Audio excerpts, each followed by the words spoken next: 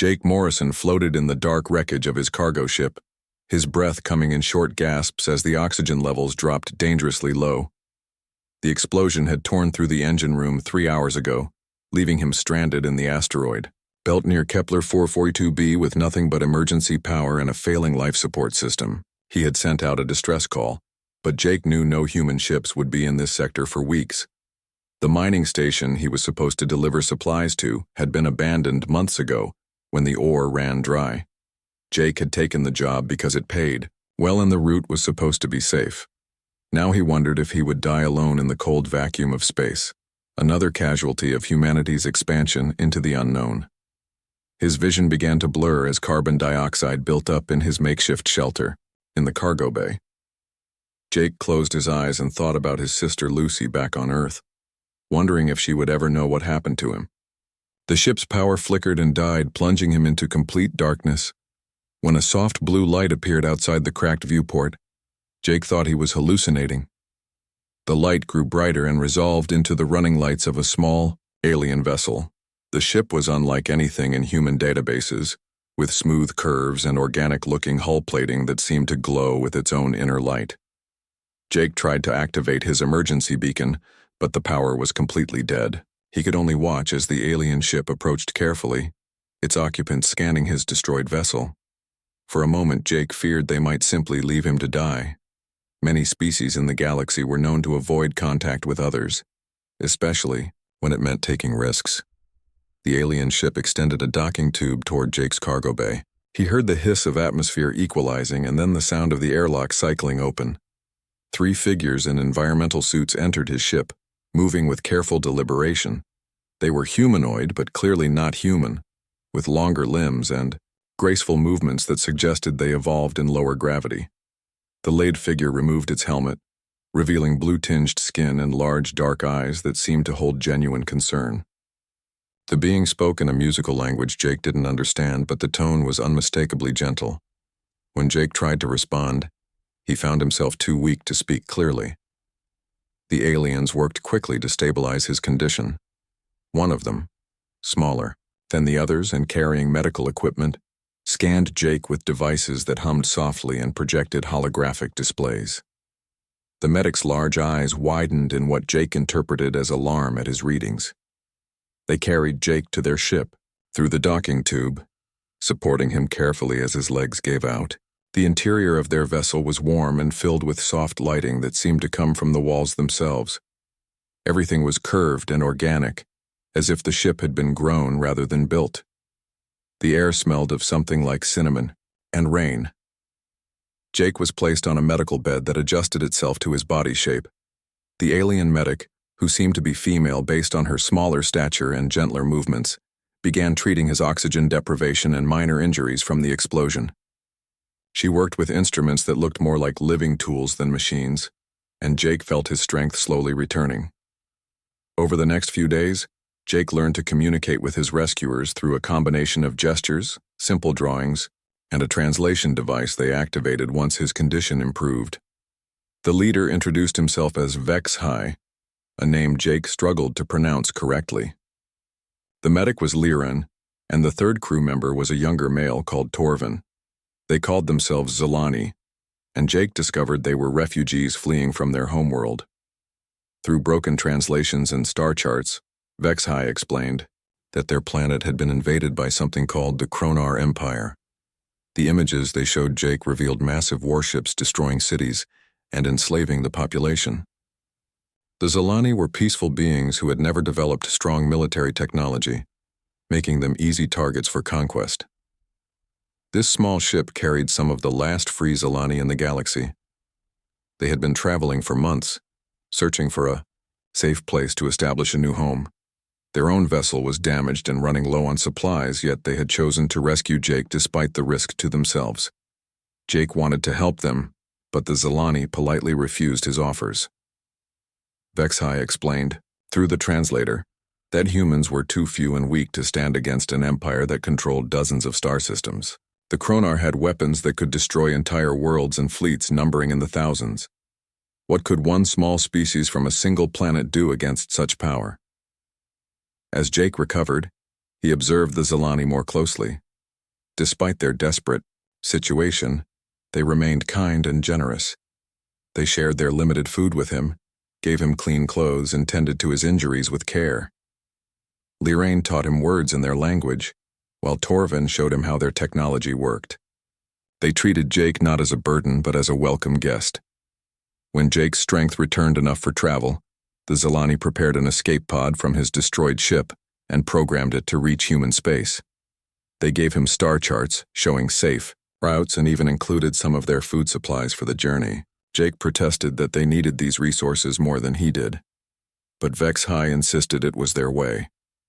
Standing in the pod's doorway, Jake tried one more time to convince them to come with him to human space.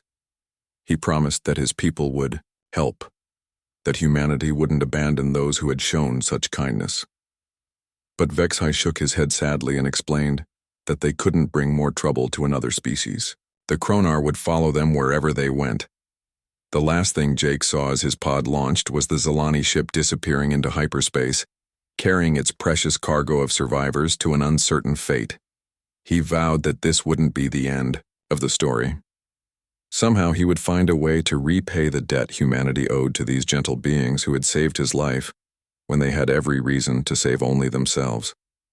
The pod's navigation system showed 17 days to reach the nearest human outpost. Jake spent every hour of that journey planning how he would convince his people to do something that had never been done before in galactic history.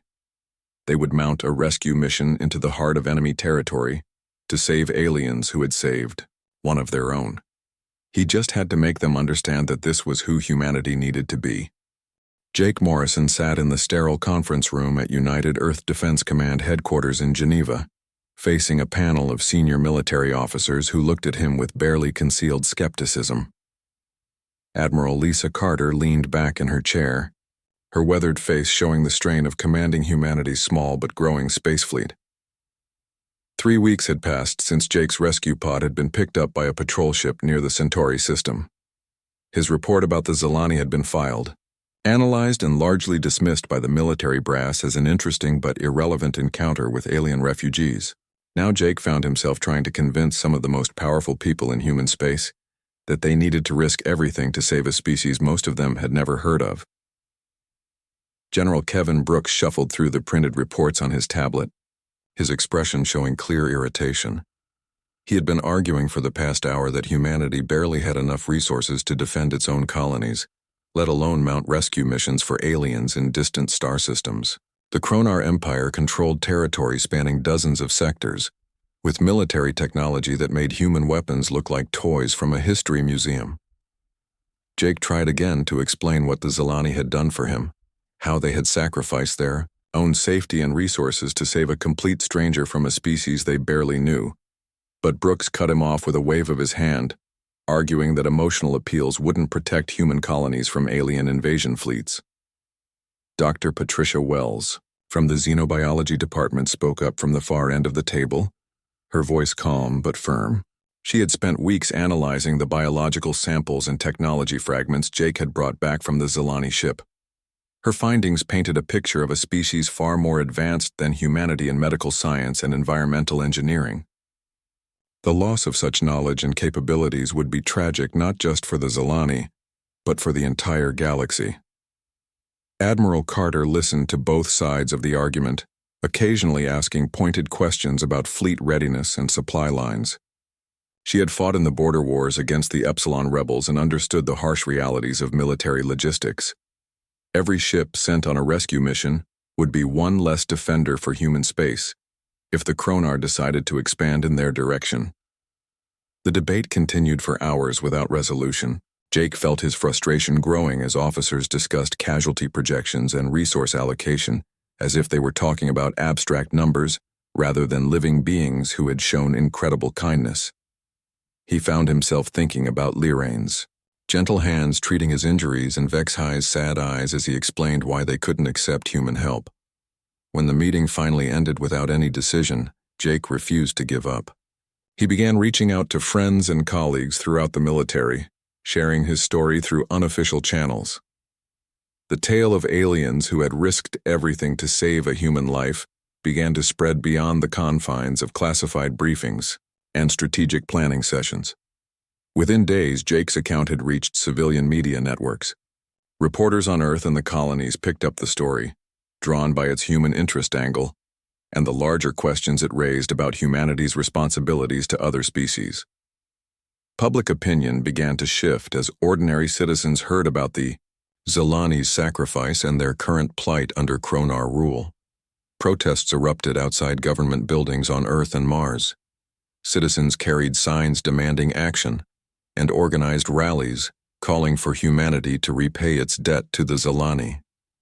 Veterans of the border wars spoke at public gatherings about honor and duty, while religious leaders discussed moral obligations to help those who had helped humanity.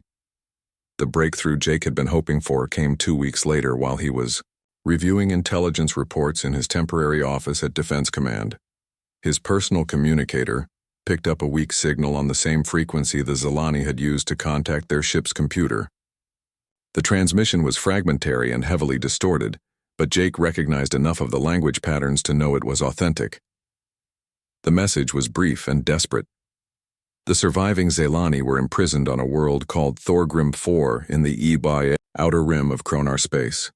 Their numbers had fallen to fewer than 50 individuals and conditions were growing worse each day. The transmission ended abruptly with sounds that suggested the sender had been discovered by guards. Jake immediately took the recording to Admiral Carter, who called in her top communications specialists to verify its authenticity. Dr. Wells confirmed that the linguistic patterns matched the Zilani samples from Jake's original encounter. More importantly, the transmission included star charts and technical data that could only have come from someone with intimate knowledge of both Zilani technology and Kronar prison systems. The discovery of the distress signal shifted the entire debate within Defense Command. What had been an abstract discussion about helping unknown aliens became a concrete rescue mission with specific targets and objectives. Admiral Carter found herself under enormous pressure from both public opinion and her own officers to authorize some kind of response. General Brooks continued to argue against military intervention, but his position was weakened by new intelligence reports about Kronar expansion activities. If the Empire was indeed planning to move into human space, a preemptive strike against one of their prison facilities might be exactly the kind of bold action needed to demonstrate human resolve. Dr. Wells presented updated analysis showing that the Zilani possessed medical technology that could revolutionize human healthcare. Their environmental engineering capabilities could help terraform marginal worlds and make human colonies more self-sufficient. From a purely practical standpoint, rescuing the Zilani could provide enormous benefits to humanity's long-term survival and expansion. The tide of opinion continued to shift as more details emerged about conditions on Kronar prison worlds. Intelligence. Operatives brought back horrifying accounts of slave labor, medical experiments, and systematic extermination of species that proved insufficiently useful to their captors. The Zilani were being worked to death in dangerous mining operations, their advanced medical knowledge exploited to keep other prisoners alive longer for additional suffering. Jake spent his days briefing planning committees and his nights answering questions from reporters and citizen groups. He found himself becoming the public face of what media outlets had begun calling the Gratitude Campaign. Every interview and appearance was an opportunity to remind people that the gentle beings who had saved his life were running out of time. Admiral Carter finally made her decision after reviewing the latest intelligence reports and public opinion surveys. Operation Gratitude would be authorized as a limited military action with specific humanitarian objectives.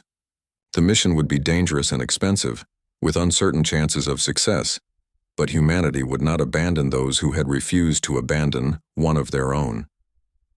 The announcement triggered celebrations across human space and sent shockwaves through the galactic community. No species had ever attempted a rescue mission into the heart of Kronar territory. Most observers considered it an act of magnificent courage or suicidal foolishness, depending on their perspective on human nature and capabilities.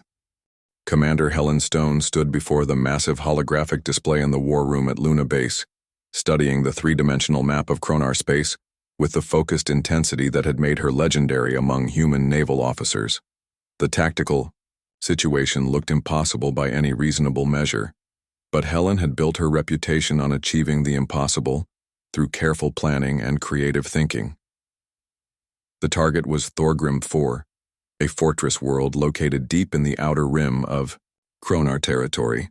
Intelligence reports painted a picture of a heavily fortified prison complex built into a massive canyon system, protected by orbital defense platforms and a garrison of elite Kronar shock troops. The planet served as a major processing center for prisoners from dozens of conquered worlds, with hundreds of different species forced into brutal labor operations. Admiral Carter had given Helen complete authority to assemble her team and plan the mission. The volunteer response had been overwhelming, with officers from across the fleet requesting assignment to Operation Gratitude. Helen selected her people based on specific skills rather than seniority, building a team that could handle the diverse challenges of operating behind enemy lines. Jake Morrison was her first choice as cultural liaison and intelligence specialist. His knowledge of Zilani language and customs would be essential for locating and communicating with the prisoners.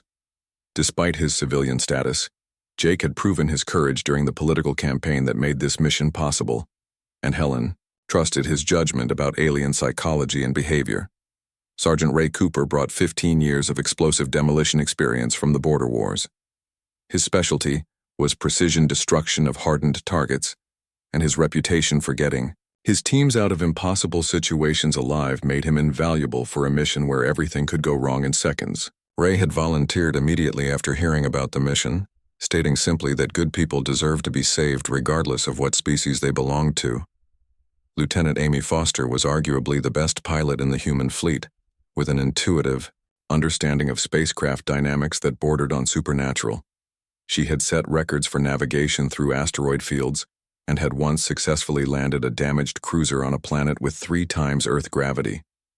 Her ability to improvise solutions under pressure would be crucial for the extraction phase of the operation. Corporal Daniel Park specialized in communications and electronic warfare. His talent for breaking alien encryption systems and intercepting enemy transmissions had provided crucial intelligence during several recent conflicts. Daniel would be responsible for monitoring Kronar communications and coordinating with the rescue ships during the most dangerous phases of the mission. Lieutenant Chris Martinez completed the core team as their medical officer. His experience treating trauma injuries in combat zones and his recent training in alien physiology made him the logical choice for caring for prisoners who had endured months or years of abuse. Chris had studied the medical data Jake brought back from the Zilani ship and understood the unique challenges of treating multiple species simultaneously. The fleet assembled for Operation Gratitude represented the best of human military technology. The heavy cruiser Defiant would serve as the command ship, equipped with the latest kinetic bombardment systems and experimental shielding technology. 2 destroyers, Retribution and Vengeance, provided additional firepower and troop transport capacity for the rescue teams.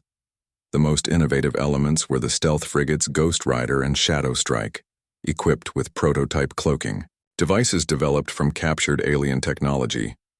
These ships would conduct the actual prison infiltration, while the larger vessels created diversions and provided covering fire during the extraction. Helen's strategy relied on speed, misdirection, and the element of surprise. Human forces would create a major diversion by attacking a Kronar supply depot in the neighboring Arcturus system, drawing attention and resources away from Thorgrim IV. While Kronar forces responded to this apparent threat, the stealth ships would slip through their defense perimeter and infiltrate the prison complex. The plan required split-second timing and perfect coordination between teams operating in different star systems. Communication delays and the possibility of equipment failure made backup plans essential. Helen developed contingencies for every phase of the operation, knowing that Murphy's Law applied with special force to military operations in hostile territory. Intelligence gathering revealed disturbing details about the prison complex itself.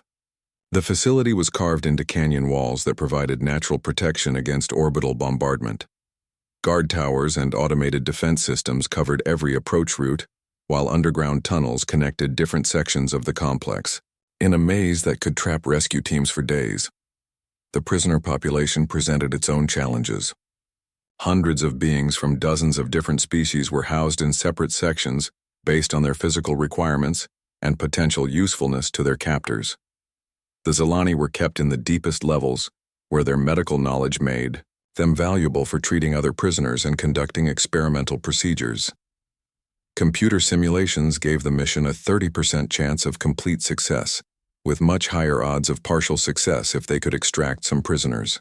Even if not all, Helen suspected the computers were being optimistic, since they couldn't account for the human factor that had made previous impossible missions successful. The final briefing took place in the same conference room where Jake had first presented his case for the rescue mission. Admiral Carter addressed the assembled officers and crew members, explaining the risks and emphasizing that participation remained voluntary up until the moment of departure. Jake spoke last, describing what the Zilani had done for him and what their loss would mean for the galaxy. He reminded everyone that they weren't just rescuing aliens but demonstrating that humanity would stand by those who had stood by them. The mission would send a message to every species in the galaxy about what humans believed and how they treated their friends. The fleet departed Luna Base under cover of a routine training exercise, with media attention carefully managed to avoid revealing specific timing or objectives. Citizens across human space held vigils and prayer services, while military families gathered to support each other through the anxious waiting period. Helen stood on the bridge of the Defiant as the ships jumped to hyperspace, beginning their journey into the unknown. She had led dangerous missions before, but never one where the stakes extended beyond human interests to encompass questions of interspecies relations and galactic politics. The next few days would determine whether humanity's reputation for stubbornness and loyalty would prove to be strengths or fatal weaknesses. The hyperspace journey to Kronar territory would take 4 days, giving the teams time for final preparations and equipment checks. Helen used the time to review contingency plans and study intelligence reports, looking for any detail that might make the difference between success and catastrophe. She found herself thinking about Jake's description of Zilani kindness and wondering if they would live up to the trust that had been placed in them. As the fleet approached the edge of Kronar space, long-range sensors detected increased military activity around several key systems. The enemy was clearly preparing for something, though whether they had detected human intentions or were planning their own operations remained unclear. Helen ordered all ships to maximum stealth configuration and began the final approach to their target system. The diversionary attack on the Kronar supply depot went exactly as planned, which immediately made Commander Helen Stone suspicious. Human forces struck the facility with precision timing, destroying key installations and capturing valuable intelligence before withdrawing under heavy fire. The Kronar response was swift and overwhelming, with 3 battle fleets converging on the system within hours. Helen watched the tactical display from the bridge of the Ghost Rider as Kronar ships rushed toward the diversion site. The enemy reaction was too organized and too fast, suggesting they had been expecting an attack. Either human security had been compromised, or the Kronar military was far more competent than intelligence reports indicated. Lieutenant Amy Foster guided the cloaked frigate through the outer defense perimeter of the Thorgrim system, using gravitational anomalies and sensor shadows to mask their approach. The planet loomed before them like a scarred gray fist, its surface pocked with mining operations and industrial complexes that spoke of decades of exploitation. The prison complex was exactly where intelligence had predicted, carved into the walls of a massive canyon that stretched for hundreds of kilometers across the planet's surface. Guard towers and defensive positions covered every approach, while orbital platforms maintained constant surveillance sweeps that would detect any conventional assault force. Jake Morrison crouched beside Helen in the transport bay, checking his equipment one final time before the insertion. His hands shook slightly as he adjusted his translator device and reviewed the Zilani phrases he had memorized. The responsibility of communicating with prisoners from multiple species weighed heavily on him, especially knowing that confusion or delays could cost lives.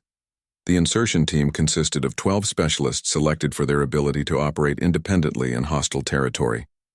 Sergeant Ray Cooper carried enough explosives to level a city block, while Corporal Daniel Park monitored enemy communications through equipment that looked like it belonged in a science fiction movie. Lieutenant Chris Martinez had medical supplies for dozens of different species, based on the best guesses about what they might encounter. Amy Foster brought the Ghost Rider down through the planet's atmosphere during a shift change at the orbital platforms, exploiting a 17-minute window. When sensor coverage overlapped inefficiently, the ship touched down in a rocky depression 15 kilometers from the prison complex, hidden from visual observation by the broken terrain. The approach to the prison took 3 hours through difficult terrain that channeled them toward predetermined routes covered by automated sensors. Ray Cooper disabled the detection systems with carefully placed charges that made the failures look like routine equipment malfunctions rather than sabotage. The prison complex itself was even more formidable up close than satellite images had suggested.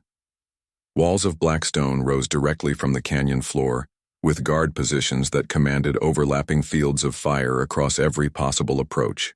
The only weak point Daniel identified was a maintenance tunnel that carried wastewater from the lower levels to processing plants outside the main facility.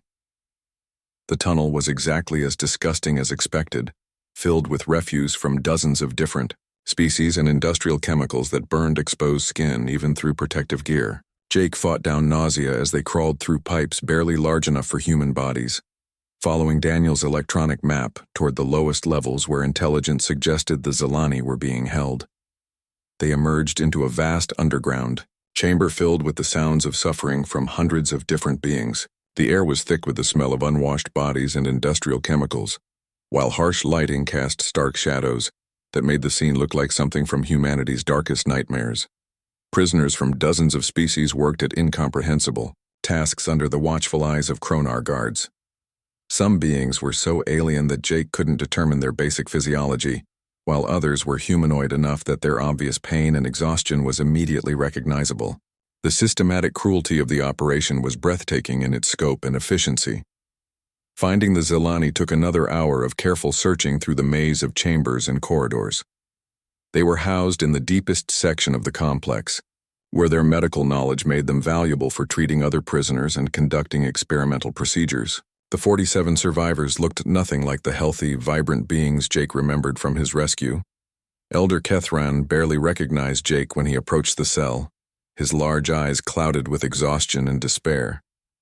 The Zilani leader had lost considerable weight and showed signs of the brutal working conditions, but his dignity remained intact despite months of imprisonment. When Jake identified himself in halting Zilani, Kethran's expression shifted from confusion to amazement. The reunion was brief but emotional, with several Zilani touching Jake's hands in their traditional greeting, while tears flowed down blue-tinged cheeks.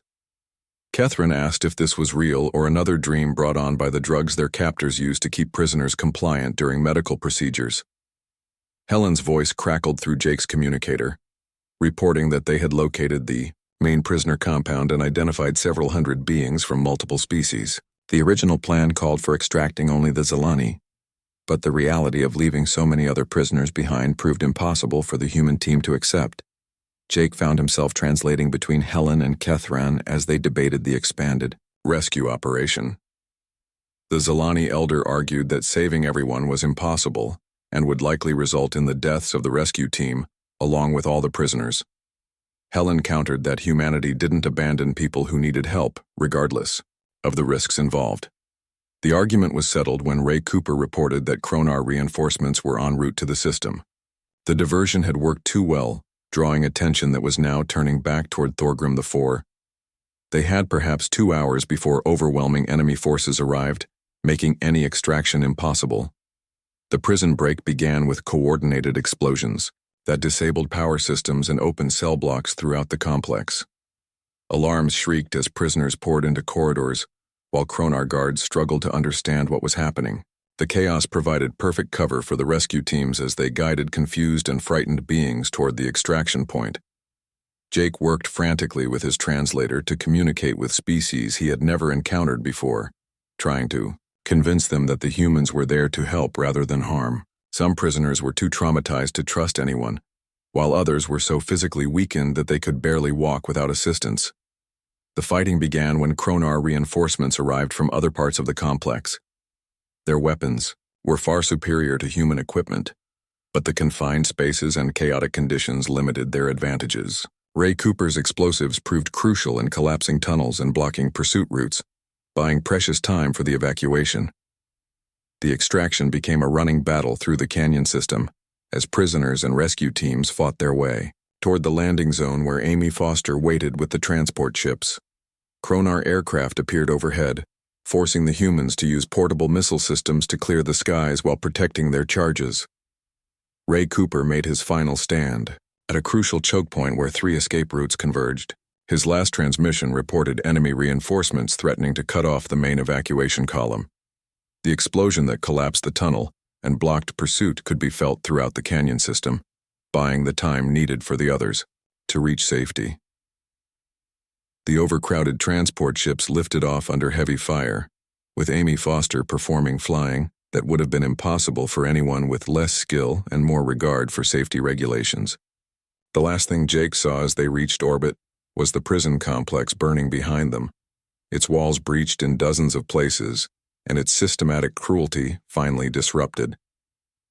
The journey back to human space became a running battle across 3 star systems as Kronar pursuit fleets tried to prevent their escape. The prisoners huddled in cargo holds while human crews fought desperate actions against overwhelming odds, determined that their sacrifices would not be wasted on a failed rescue mission. The refugee ships limped into Earth space 3 days behind schedule, their hulls scarred from running battles with Kronar pursuit fleets across half the galaxy. The Vengeance had been lost covering the civilian transports during the fighting. Retreat, taking her entire crew of 83 volunteers down with her. The Ghost Rider barely made it home, held together by emergency patches and the skill of her chief engineer. Admiral Lisa Carter waited at Luna Base as the battered fleet docked, her expression mixing relief with concern as she reviewed casualty reports and damage assessments. The mission had succeeded beyond anyone's expectations, but the cost had been higher than anticipated. More importantly, the rescued prisoners represented a challenge no one had fully prepared for. Instead of 47 Zilani refugees, the ships carried over 300 beings representing more than a dozen different species. The cargo holds had been converted into temporary living spaces during the journey home, but conditions remained cramped and uncomfortable. Medical teams worked around the clock, treating injuries and malnutrition while trying to understand the basic biology of species humanity had never encountered before. Jake Morrison moved through the crowded spaces like a man in a dream, serving as translator and cultural guide for beings whose very existence challenged human understanding of life in the galaxy. The crystalline Vorthok communicated through harmonic vibrations that resonated through their silicon-based bodies. The aquatic Nethai required specialized environmental suits to survive in oxygen-rich atmospheres.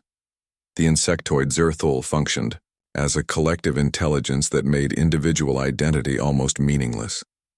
Elder Kethran had regained much of his strength during the journey, but the experience of imprisonment had changed him in fundamental ways. The gentle, peaceful being Jake remembered had been replaced by someone harder and more determined. Kethran spoke of justice and resistance in terms no Zilani had used for thousands of years, transformed by witnessing the systematic cruelty of the Kronar Empire.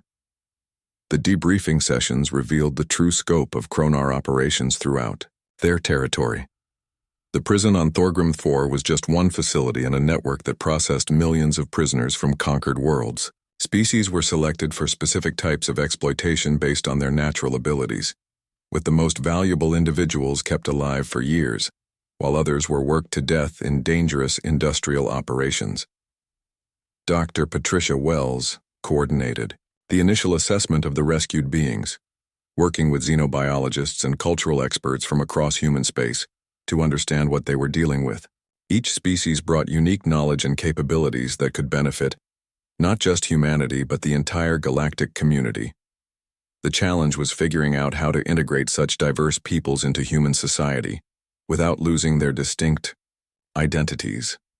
The political implications became clear within hours of the fleet's return. News of the successful rescue operation spread across human space and beyond, carried by communication networks that reached species throughout the galaxy. For the first time in recorded history, a major military power had risked everything to save prisoners from another empire's territory. The response from the galactic community was immediate and unprecedented. Representatives from dozens of species requested meetings with human leaders, some offering support and others seeking protection from Kronar expansion. The rescue had demonstrated that the Empire could be challenged successfully, inspiring resistance movements that had been dormant for decades. Elder Kethrin formally requested that the Zilani survivors be allowed to join human society as partners rather than refugees. Speaking for his people in the council chambers at Luna Base, he offered their advanced medical and environmental technologies in exchange for the right to establish permanent colonies within human territory. The formal alliance between humanity and the Zilani was signed within a week of their rescue. The other rescued species made similar proposals, each bringing unique gifts that complemented human capabilities in different ways. The Vorthak shared their mastery of energy manipulation and crystalline technology. The Nethai contributed knowledge of hydroponics and terraforming that could transform marginal worlds into garden paradises. The Zerthul offered insights into collective intelligence networks that revolutionized human communication systems. Within months, the rescue operation had catalyzed something unprecedented in galactic history. The Galactic Liberation Alliance began as an informal cooperation between species that had been rescued or inspired by human actions, but quickly evolved into a formal organization dedicated to opposing tyranny wherever it appeared. The Kronar Empire found itself facing coordinated resistance for the first time in its expansion. Human-led forces struck at slave operations across the Outer Rim, liberating prisoners and disrupting the economic foundations of Kronar power. Each successful mission inspired more species to join the alliance, creating a snowball effect that transformed the balance of power throughout known space. Jake Morrison discovered that his role in the galaxy had fundamentally changed. No longer just a cargo pilot who had been saved by kind aliens, he became Admiral Morrison, commanding mixed-species fleets and operations that would have been impossible to imagine just months earlier. His understanding of alien psychology and his reputation as the human who had sparked the liberation movement made him invaluable as a diplomatic and military leader. The new flagship Liberation represented the pinnacle of combined human and alien technology, incorporating the best innovations from every species in the Alliance. Commander Vexhai served as Jake's second-in-command, the first alien officer in Human Space Command, and a symbol of the cooperation that was reshaping the galaxy.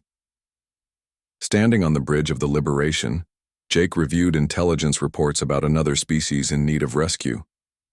The Andromedans of Sector 7 had sent desperate pleas for help against Kronar forces that were systematically destroying their colonies. The mission would be dangerous and expensive, requiring resources from across the Alliance, but Jake never considered refusing. Vexhai joined him at the tactical display, his expression showing the same determination that had driven him to rescue a dying human in an asteroid field so many months ago. The Zilani commander had learned to think in military terms, but he retained the compassion that defined his species. Together they represented something new in galactic politics, a partnership between beings who had chosen cooperation over conquest. The final preparations for the Andromedan rescue took place against a backdrop of expanding Alliance operations throughout the galaxy. Dozens of mixed-species ships prepared to jump to hyperspace, carrying crews that included humans working alongside beings their ancestors could never have imagined meeting. The diversity was chaotic and sometimes problematic, but it represented something unprecedented in galactic history. Jake reflected on the journey that had brought him to this moment as he gave the order to jump to hyperspace. A simple act of kindness by strangers had transformed not just his own life but the entire galaxy. The Kronar Empire, which had ruled through fear and the isolation of its victims, now faced an enemy it had never anticipated in its worst strategic nightmares. Species that had been conquered and enslaved for generations were working together, with a stubborn determination that seemed to define humanity's approach to impossible challenges. The message spreading across the galaxy was simple but revolutionary. No species fights alone anymore because when someone saves one human, humanity comes back to save them all. The Liberation and her sister ships disappeared into hyperspace, carrying hope to beings who had almost forgotten what freedom looked like. Behind them, The alliance continued to grow as more species heard the story and decided that the time had come to stand up against tyranny. The galaxy would never be the same again, transformed by aliens who had chosen compassion over pragmatism and humans who had refused to forget a debt of gratitude.